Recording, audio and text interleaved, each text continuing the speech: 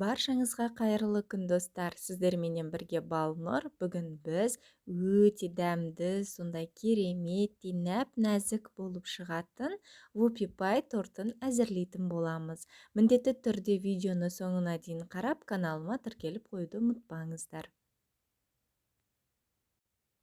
Алдыменен біз шоколадымызбен сары майымызды араластырып ерітіп алуымыз керек. Орысша айтқанда водяной баняға салып ерітіп дайындап қоямыз. Таза ыдысымызға жұмыртқамызды салып, миксерменен шайқап, аппақ болып көпіргенше араластырамыз.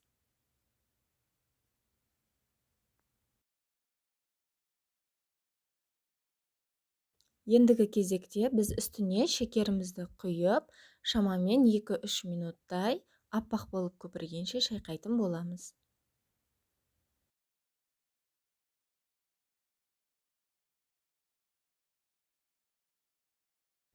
Мінекей достар, біздің массамыз әзір болды. Осындай аппақ болып көпіріп шығу керек.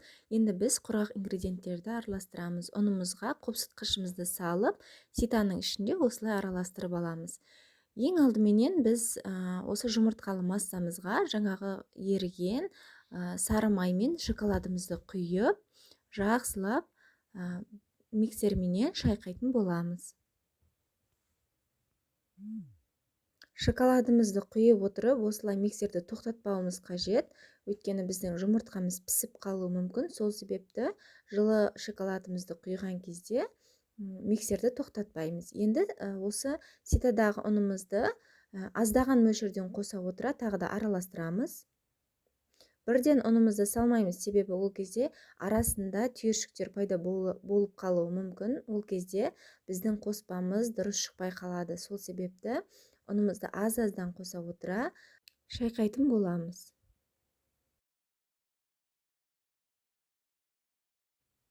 Ендігі кезекте біз какаомызды қосамыз. Какао міндетті түрде сапалы болу қажет. Егер жай ғана дүкеннің арзан какаосын қоссақ, біздің корждарымыздың түсі кішкене басқаша болып қалуы мүмкін, дәмі де өзгеріп кетуі мүмкін. Сол себепті какаоны таңдаған кезде міндетті түрде сапалысын таңдаңыздар.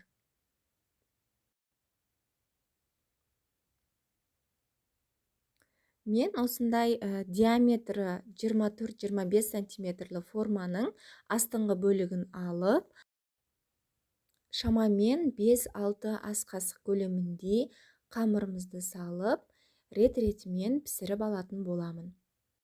Бұл қамырымызды пешке салмас алдын пешімізді 140 градуста қойып қыздырып аламыз.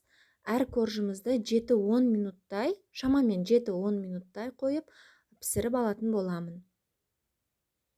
Мінекей достар, біздің алғашқы коржымыз дайын болды. Түсі деген өте әдемі, сондай тартымды, тәбетіңді ашатын түс, және де өте жұмсақ болып піседі.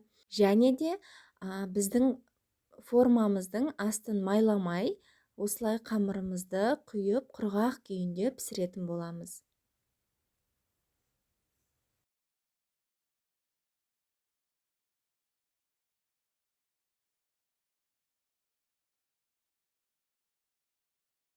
Мінекей достар, көріп тұрғандарыңызда ешқандай да қиыншылығы жоқ. Дәл осы видеодағыдай етіп әзірлейтін болсаңыздар, міндетті түрде корждарыңыз өте сондай әдемі, жұмсақ, керемет түрде пісетін болады. Енді біз креміне кірісеміз. Алдыменен біз салқын кілегейімізді ыдысымызға, таза құрғақ ыдысымызға құйып, аппақ болып көпіргенше шайқаймыз. Оның үстіне осылай қант ұнтағын аздаған мөлшерде қосып, тағы да миксерді қолданатын боламыз.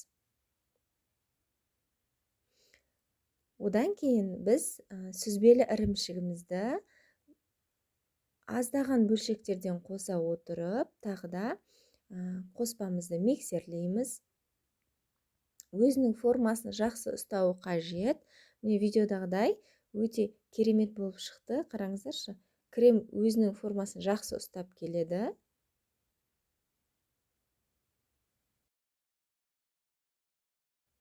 Біздің креміміз дайын болды, достар. Енді біз тортымызды жинауға кірісеміз. Алдыменен біз кремімізді осылай арнайы целлофанға салып аламыз. Енді біз, достар, тортымызды жинауға кірісейік. Ол үшін ең астыңғы бөлігіне тортымыз жылжып кетпес үшін аздаған кремді жағып, кождарымызды кезекпестен орналастырып аламыз.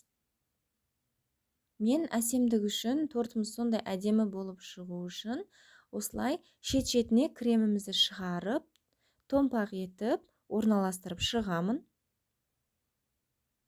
Мінекей видеодағыдай өте әдемі болып шығады.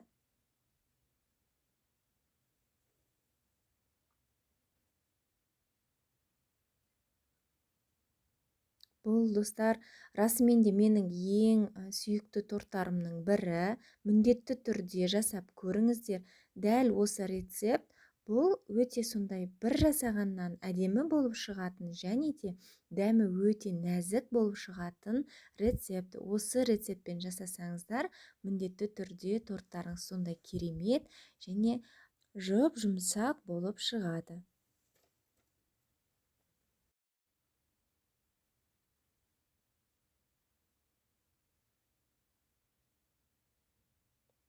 Мінекей, достар, біздің тортымыз әзір болып қалды.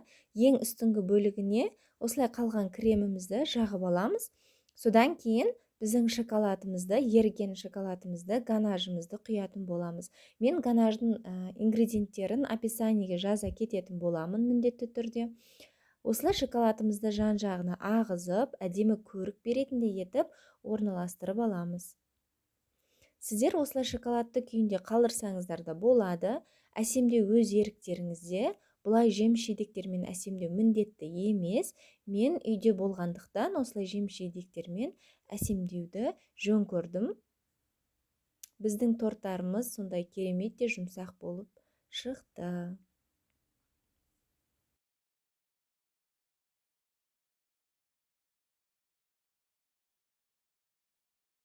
Достар, қараңыздаршы, біздің тортымыз әзір болды.